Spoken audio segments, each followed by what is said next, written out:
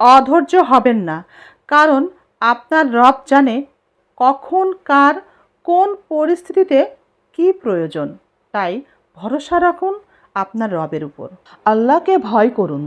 যারা আল্লাহকে ভয় পায় না, জাহান্নামকে দেখে না, তারা কেবল আল্লাহর পথভ্রষ্ট। তারা আল্লাহর ভয়ে কাঁদে না, এমনকি তারা পর্দাহীন বেগানা নারীকে দেখে মাথা নিচু করে না। প্রযুক্তি যেহেতু আমাদের অনেক কাজ সহজ করে দিচ্ছে, তাই আমাদের ব্রেন বা মস্তিষ্ক অনেকটা নিরলস সময় পার করছে। এই সময়টাই তাই আমাদের বিবেক নিয়ে চিন্তা করার উপযুক্ত সময়, কারণ অলস মস্তিষ্ক কাজে লাগানোর সুযোগ পায় শয়তান। আজ আমরা যা করি বা দেখি সেটা যেন কোনোভাবে ভুল না হয়, ভুল না করি। যা দেখি বা যা করি সেটা যেন তেমনই হয়। সবসময় সতর্ক থাকবেন যেন শয়তান বা ইবলিশ আপনার মস্তিষ্ককে নিয়ন্ত্রণ করতে না পারে। শয়তানের দাসত্ব থেকে নিজেকে বাঁচিয়ে রাখুন।